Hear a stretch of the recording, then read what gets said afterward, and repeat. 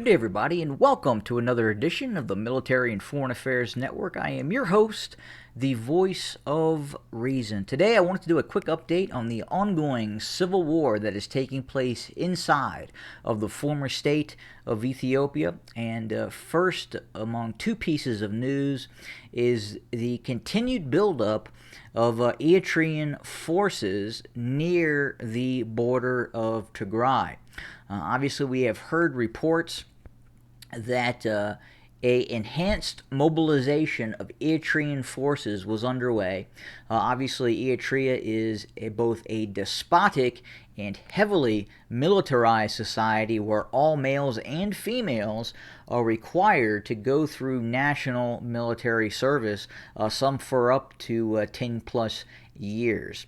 And obviously, as you have an enhanced call-up of operational reserves of the Eritrean Armed Forces, there has to be a reason for that. So the big question is why, and we are going to continue to watch that very, very closely. Again, for the size of the population of Eritrea, having the ability to marshal in excess of 300,000 personnel, given the size of the population, is quite remarkable, but at the same time quite costly on society in general.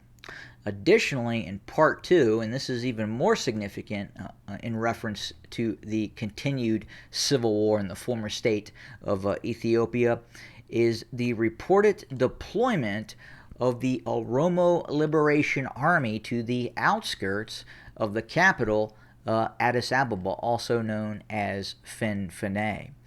We have also heard reports that the OLA could be preparing to conduct infiltration operations directly inside of Addis Ababa.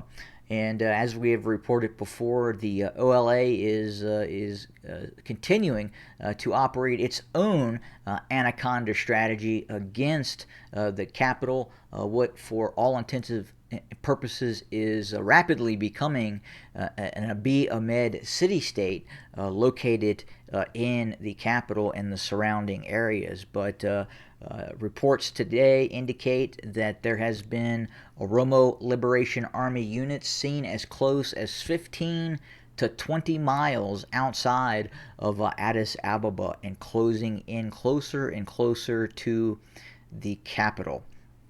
But we're going to continue to watch that, obviously, very, very closely. We do know the government of Abiy Ahmed and the Abiy Ahmed regime allied forces have launched a number of counteroffensives to hold back the Oromo Liberation Army, but it sounds like many of those operations have been relatively unsuccessful for the Abiy Ahmed regime. But again, we're watching this new movement of Oromo Liberation Forces very, very closely. Right now, the OLA seems to have a fairly free hand operating all across the Oromia region, and it has become very, very difficult for the Abiy Ahmed regime to counter the continued operations by the OLA.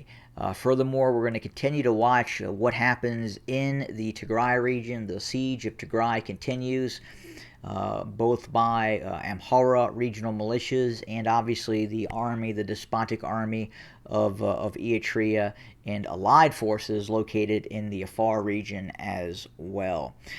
But again, there is a tremendous amount of concern inside of the Eritrean government, the despotic Eritrean government, that the forces of the Tigray Defense Forces could be on the verge of large-scale operations against that despotic nation-state to eventually look to break the siege of Tigray.